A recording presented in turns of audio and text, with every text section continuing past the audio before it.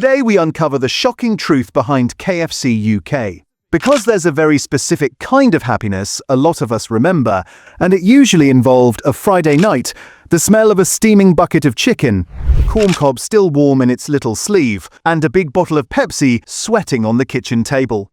If you grew up in this country any time before the 2000s, there's a decent chance your treat night ended with a slice of Viennetta pulled straight out of the family bucket deal, that wavy chocolate and vanilla ice cream log that somehow felt properly posh. Even though you were eating it with greasy fingers, 2 minutes after finishing a drumstick, for a stretch there, KFC didn't just do good fast food, it felt like the king of the entire high street. So, here's the question worth asking before we go any further. What actually happened between then and now?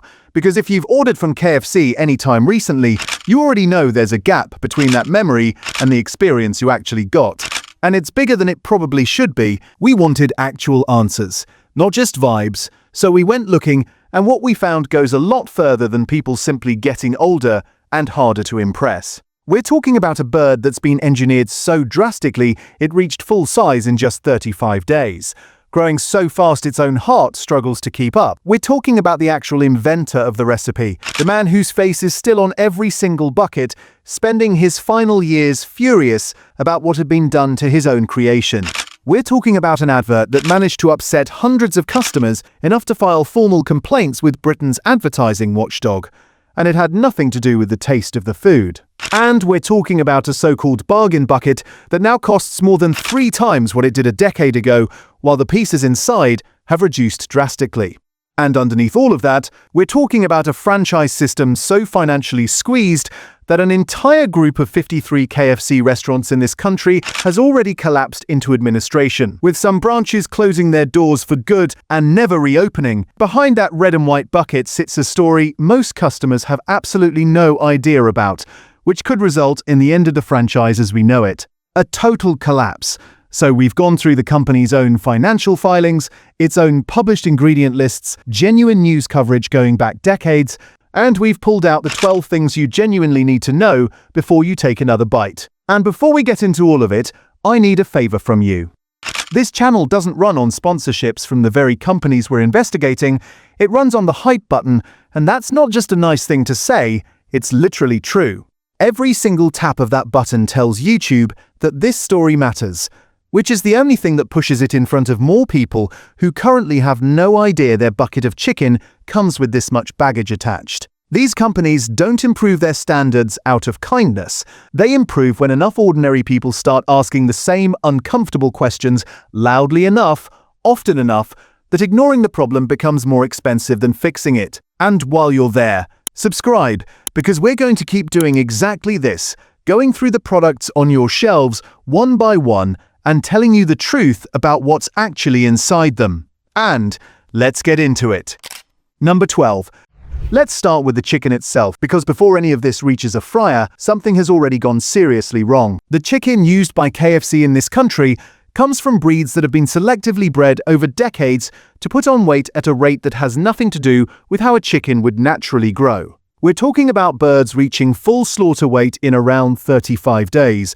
A slower-growing, more traditional breed needs more than double that.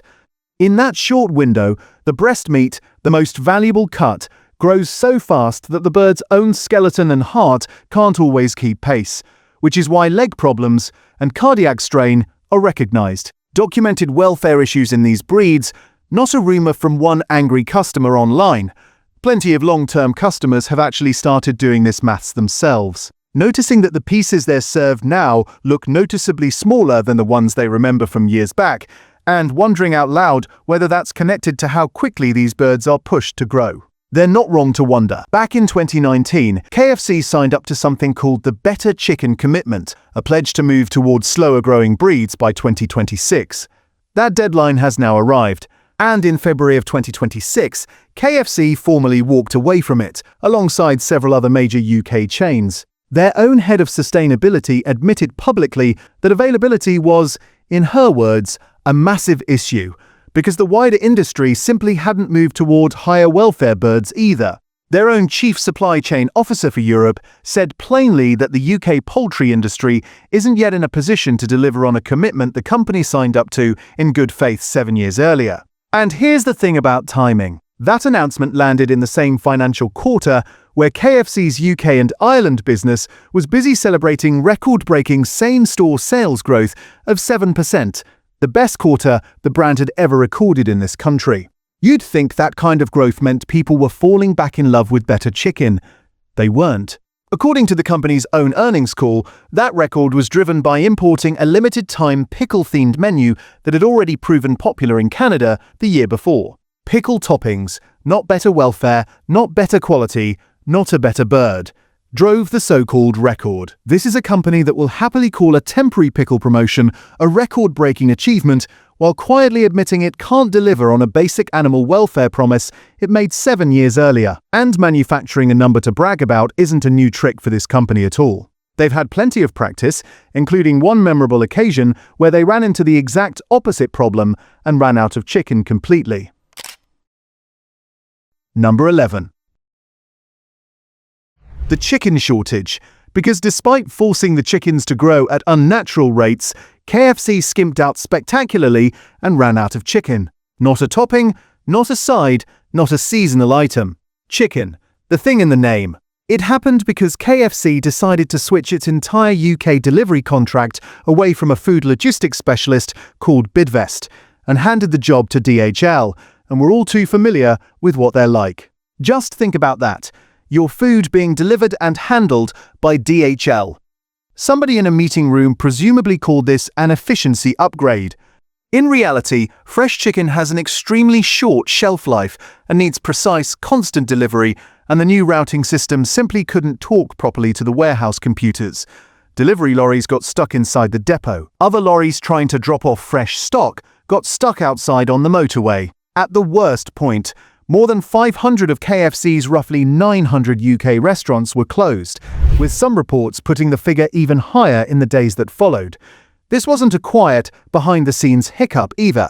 It became national news, and people were apparently so worked up about it that police forces in London and Manchester had to publicly remind the public that a missing bucket of fried chicken is not a police emergency. Individual franchise owners were left covering staff wages and rent with almost no sales coming in for days on end, all because of a decision made somewhere far above their pay grade.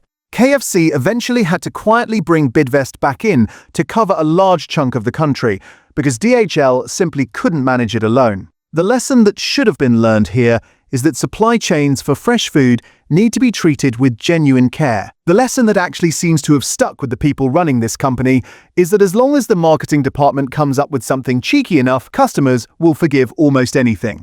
Number 10. Let's talk about the man whose face is still on every bucket. Colonel Harlan Sanders finalized his original recipe of 11 herbs and spices back in July of 1940 in a small restaurant in Corbin, Kentucky, and he sold the company in 1964. After that, he stayed on as the public face of the brand, and he spent a good chunk of his remaining years being furious in public about what had been done to his own creation. In a 1978 interview, he said the gravy being served under his name was, in his own words, horrible, claiming the company was buying cheap tap water and mixing it with flour and starch to make, again his words, pure wallpaper paste, and that he knew exactly what wallpaper paste looked like because he'd watched his own mother make it. He went further, describing the chicken itself at one point as little more than a fried dough ball stuck onto some chicken.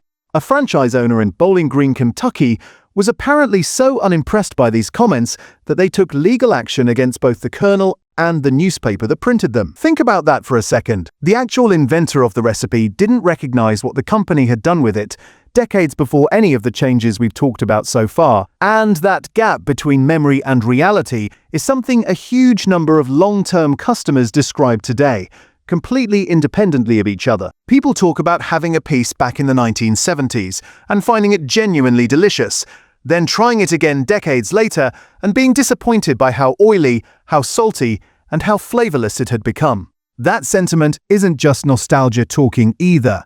Out of several thousand reviews left for the brand on the review site Trustpilot, the average rating currently sits at around 2.5 stars out of 5. With the exact same complaints showing up again and again, long after the people writing them have presumably forgotten the Colonel ever existed. Quite a few people are convinced the chicken used to be cooked in animal fat and is now cooked in vegetable oil, and that this is the reason it tastes different. That specific switch is extremely well documented for one particular chain's chips, but for KFC's chicken specifically, the historical record is a lot less clear. And it's entirely possible that story has simply attached itself to KFC in people's memories over the years. What we do know for certain is that the frying fats and the exact recipe have shifted more than once since 1940, and that the company has, at various points, quietly reformulated ingredients to cut costs without ever announcing it publicly, which is a remarkably common trick across the entire food industry. None of this needed a leaked document or a whistleblower to surface. The man on the bucket said it himself, decades ago, and somehow the company kept his face on the packaging anyway. Number 9. If you think the chicken itself is the only thing that's turned people off recently, KFC's own marketing department has been doing some damage of its own. In 2025, as part of a campaign called Believe, made with the advertising agency Mother, KFC ran an advert showing a man being symbolically dunked into a lake of gravy before transforming into a chicken product. In a sequence a lot of viewers immediately read as a parody of Christian baptism. The reaction was fast, and it was loud. More than 700 formal complaints landed with the Advertising Standards Authority, with viewers describing the advert as distressing, disrespectful, and in poor taste. The watchdog looked into it and ultimately decided it didn't breach advertising rules, so no formal ban followed, but the damage to goodwill had already been done. Whatever you personally make of the symbolism, the company clearly hadn't tested how a meaningful chunk of its own customer base, the same 50-plus more traditionally minded audience that's kept this brand going for decades, would react to seeing something they hold genuinely sacred turned into a punchline for a chicken advert. Several viewers said outright that they'd never order from the brand again, not because of anything to do with taste or value, but purely because of how the advert made them feel about the company behind it. Plenty of people online were extremely clear that this single advert, on its own, with nothing to do with the taste or the price of the food, was the moment they decided they were finished with the brand for good. That's a remarkable thing for any company to manage. Most of what's on this list is about quality slipping somewhere in the supply chain, things customers might not notice unless they go looking for them. This one was different. The company put real money behind a deliberate creative decision, aimed it directly at its own customer base, and alienated a meaningful chunk of them in under 2 minutes of screen time, all by itself, no supply chain required. Number 8. While all of that was going on, head office decided the answer to declining trust in the actual chicken was to get into the drinks business. Backed by a joint investment of £38 million from KFC and its franchise partners, the company piloted something called Quench by KFC in 38 restaurants around Manchester through 2025. And it's now rolling out across every KFC in the UK during 2026, making Britain the very first KFC market anywhere in the world to get it nationwide.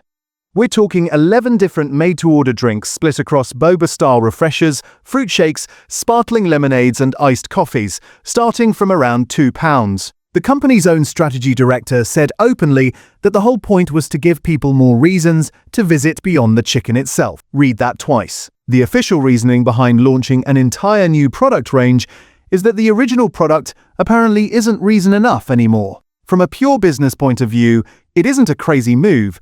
Drinks carry far better profit margins than fried chicken ever could, and the company has even said these store refits are paying for themselves in under 3 years. And drinks aren't even the only distraction on the table. The company has also been pushing a separate, sauce-focused menu platform internationally, adding yet another layer of choice and complexity on top of an already busy kitchen. But think about what that actually means for the kitchen you're ordering from. A KFC kitchen was built around one tight repetitive rhythm: get the chicken, coat it, fry it, hold it, box it as fast as physically possible. Now you're asking that same small team, on the same Friday night rush, to also act as baristas, making boba teas and iced lattes to order, on top of everything else already on their plate. Every single new item on that menu is another process, another piece of equipment, and another way for the whole line to slow down. And the thing most likely to suffer when a kitchen slows down is the thing it was actually built to make in the first place. Number 7. Let's talk about money, because this is where a lot of long-term customers say they noticed the change before anything else did.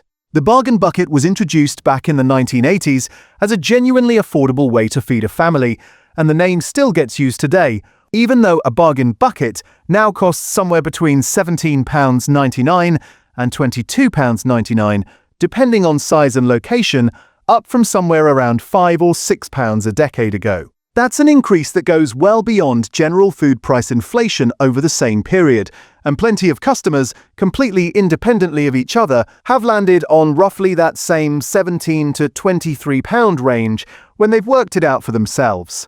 Alongside the now familiar complaint that the chicken itself is somehow both smaller and more expensive, at the exact same time, and here's something that doesn't get talked about nearly enough. The chicken hasn't just shrunk. Some of what's left on your tray isn't entirely chicken in the way you'd assume. According to KFC's own published ingredient and allergen information for the UK, the fresh chicken is marinated in a brine that includes salt, sodium phosphate, and monosodium glutamate before it ever touches the breading. Sodium phosphate's main job in that mixture is increasing how much water the meat holds onto. It's a completely legal, extremely common additive across the food industry. Nothing sinister on its own. But it does mean that part of what you're paying for by weight at the till is water that's been engineered to stay locked inside the meat, not extra chicken. So you're paying noticeably more for a noticeably smaller piece, and a meaningful chunk of that piece, by weight, isn't even meat. Number 6.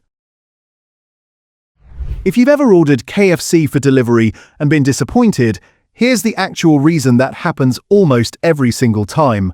The moment a piece of chicken comes out of the fryer, it starts releasing steam. Eat it within a few minutes, in the restaurant, and that steam escapes into the air, leaving the coating properly crisp. Order it for delivery, and that same piece gets sealed straight into a paper bag, then zipped into a delivery rider's insulated thermal backpack, then carried for 20 minutes or more through whatever the British weather happens to be doing that day. The steam has nowhere left to go. It gets trapped, condenses, and gets reabsorbed straight back into the coating, turning what was crisp half an hour earlier into something soft, pale, and slightly slick.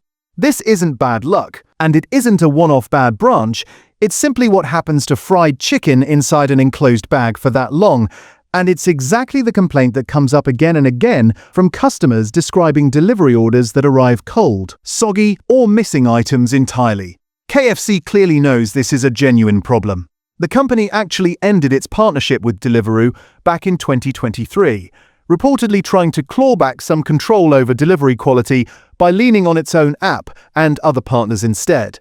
That effort didn't last. By 2025, KFC was back in a large-scale partnership with Deliveroo again, because the sheer convenience of delivery, even a noticeably worse version of the food, still sells more than walking away from the channel entirely. It's no coincidence that a huge proportion of the brand's negative reviews online specifically call out delivery experiences, describing food that's arrived barely warm, missing items, or looking nothing like what was pictured on the app. The chicken might leave the kitchen in genuinely good condition. What happens to it on the way to your door is a completely different story, and the company has known that for years without ever properly fixing it. Number 5. The 11 herbs and spices story is one of the most famous pieces of marketing in food history, and it's mostly just that, marketing. According to KFC's own published UK ingredient list, before the chicken is even breaded, it's marinated in a mix that includes salt, sodium phosphate, and monosodium glutamate, listed plainly as a flavor enhancer. MSG isn't dangerous, despite decades of reputation suggesting otherwise, but it is precisely engineered to trigger an unusually strong savory response in your brain, which goes a long way toward explaining why this particular chicken has always felt more Moorish than it probably should. The mystery surrounding the 11 herbs has always made for a better story than the much less romantic reality, which is that a serious amount of the signature taste comes down to industrial flavor chemistry rather than a secret garden of dried herbs locked away in a vault somewhere in Kentucky. And here's the part that should genuinely give you pause. A single piece of original recipe chicken contains roughly 2.3 grams of salt. The NHS recommends adults have no more than 6 grams of salt in an entire day. That means one piece of chicken on its own uses up more than a third of your entire daily allowance before you've added a single chip, a drink, or anything else from the tray. Add a regular portion of fries and a soft drink on top of that, and it's entirely possible to blow straight through your full day's recommended salt intake in one sitting, at lunchtime, without ever realizing it. Number 4. All of this, the drinks platform, the new sauces, the constantly rotating limited time offers, sits on top of a kitchen that was originally built to do one thing extremely well. Receive the chicken, coat it, fry it under pressure, hold it warm, box it, hand it over. That rhythm only really works when it stays simple. Every single new item added to the menu, whether it's a boba refresher or a rice bowl, brings its own ingredients, its own equipment, its own training, and its own way for the line to grind to a halt during a busy rush. People in the industry sometimes call this complexity creep, and it explains a lot of what customers experience without ever knowing the term for it. A till screen that used to have a handful of straightforward buttons on it now has menus inside menus, and the same fryer that used to run one simple operation now has to be timed around drink preparation, sauce mixing, and packaging for half a dozen different product lines all at once during the exact same 15-minute rush. It's part of why a simple order can take 20 minutes on a Friday night. It's part of why the chicken that should have come straight out of the fryer is instead sitting and aging on a warming shelf, while the same small team tries to also keep up with drink orders and rotating promotions. None of this is really about any individual member of staff doing a bad job. It's what happens when a kitchen designed to do one thing gets asked to do 5 different things at once with the same number of hands. Number 3. Once chicken comes out of the pressure fryer, standard procedure says it can only sit in a heated holding cabinet for a limited window, before it's meant to be thrown away because it loses moisture and quality the longer it sits there. In a well-run, well-staffed branch, that rule gets followed properly. In a branch that's fighting to keep its margins above water, throwing away cooked chicken can start to feel like throwing away cash, and that holding window has a way of quietly stretching past where it's supposed to stop. The result is something a lot of customers describe without ever knowing the mechanism behind it: chicken that looks fine from the outside, but turns out dry, stringy, or strangely tough once you actually bite into it. From the exact same menu item that, an hour earlier, or at a different branch entirely, would have been perfectly fine. This isn't always about hygiene, although hygiene problems do show up in the public record too. A branch in Leytonstone, East London, was actually closed down by environmental health officers in 2022 after they found signs of a rodent infestation, and the franchisee was later fined close to £25,000. To be fair, that's one branch, under one franchisee, and it isn't evidence of a problem at every KFC in the country. But it is a useful reminder that under this franchise model, the chicken you actually get depends heavily on which specific branch you happen to walk into, far more than the consistent glossy advertising would ever have you believe. Number 2. The same financial pressure that affects how long chicken sits under a heat lamp also affects who's actually working behind the counter. If a busy Friday night shift genuinely needs 8 people to run smoothly, and a branch can only afford to roster 5, that's not something the kitchen can simply will its way around. People who've actually worked behind the counter describe rotas that change at the last minute, shifts that are short-staffed as standard rather than as an exception, and management stretched far too thin to properly catch problems before they reach the customer. Job review sites are full of exactly this complaint from current and former staff, describing being the only person on a till during a rush that should have had 2, or being pulled away from frying chicken to cover a delivery order because nobody else was free. None of that shows up on a receipt. What does show up is the stuff customers actually complain about constantly: longer queues, slower service, missing items, and a generally more chaotic experience than the menu board and the adverts would ever suggest. It's worth saying clearly that this isn't really a story about lazy staff letting standards slip. It's a story about a business model that keeps labor costs as tight as it possibly can, and then quietly hopes the customer never notices the difference between a properly staffed shift and one that's running on the bare minimum. Number 1. And this brings us to the actual root of almost everything we've just gone through. KFC, like most fast food chains, runs on a franchise model. The corporation owns the brand, sets the menu, dictates the standards on paper, and takes a cut of every single sale through royalty and marketing fees. The person who actually pays the electricity bill, the staff wages, and the rent on the building is a local franchise owner, someone who has typically paid a serious amount of money just for the right to open that branch in the first place. When energy prices, cooking oil costs, and wages all climbed sharply at once over the last few years, that franchise owner got squeezed from every direction simultaneously, unable to raise prices much further without losing customers, and unable to cut costs without it eventually showing up on someone's tray. In June of 2024, a group of companies trading as Cascade Caterers, which between them ran 53 KFC restaurants across the south of England, collapsed into administration. 40 of those restaurants were sold off to another existing franchisee for around £17.5 million, and roughly 900 jobs were kept on in the process, which sounds like a reasonably tidy outcome on paper. But a handful of branches, including ones in Dover, Crayford, New Milton, and Christchurch, simply closed for good, with no buyer willing to take them on. This is exactly why you can walk into one KFC and have a genuinely decent meal, then walk into another one 5 miles down the road under the exact same logo and have a completely different, often worse experience. It was never really one single company serving you consistently across the country.